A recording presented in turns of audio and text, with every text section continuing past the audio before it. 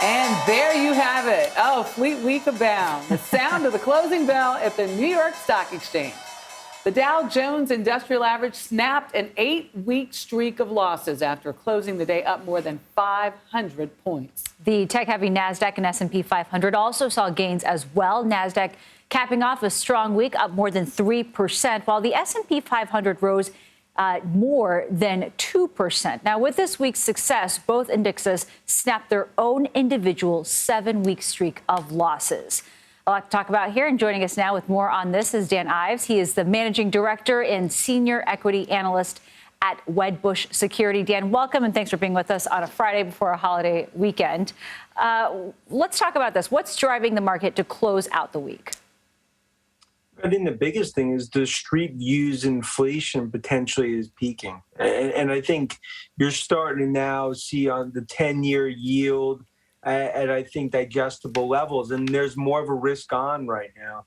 Look, it's been a rout that I view historic in terms of the sell-off. I think stocks are as oversold as I've seen going back to 2009, 2010.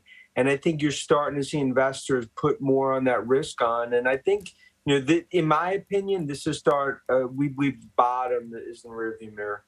Should we expect this momentum that we're seeing to continue into the next few weeks? Or next week, I should say. Yeah, I believe this is the start of what's going to be a much higher sort of market as we go into the next, call it one to 2 months.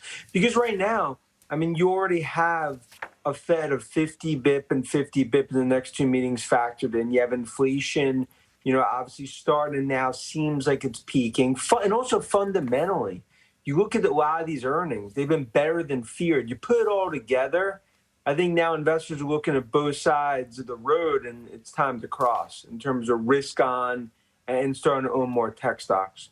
Absolutely. And on that point, Dan, tech stocks were a huge driving force in the success of the market this week. So where should investors look to put their money at this point in time?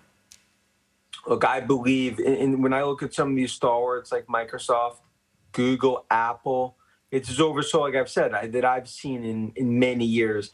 And doing this 22 years, these are the opportunities where you sort of own the winners. Obviously, a lot of the froth's going to come out of the market, but we also look at areas like cybersecurity, names like Palo Alto, Zscaler, among others. And I think the stalwarts right now, you're already starting to see the street baking in, I'd say somewhere between a mild to a hard recession. If it's anything less, which we believe it is, I think tech stocks rip from these levels. And also, I believe even names like Tesla, way oversold here. You're going to start to see a bit of, I think, a risk on right now, post-Memorial Day going into the summer. In general, Dan, what does this mean for the economy at large? Look, I think you're seeing, in general, a pretty healthy consumer.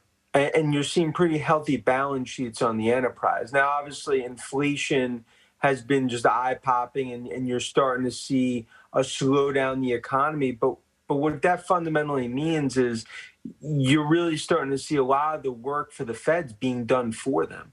So you're starting to potentially see a less hawkish Fed, a pretty balanced consumer.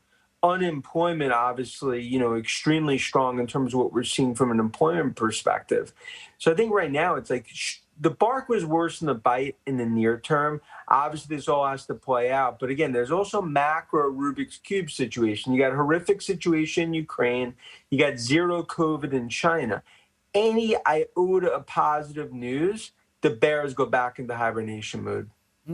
Dan Ives, that was a great picture. Long view and short. Thank you so much.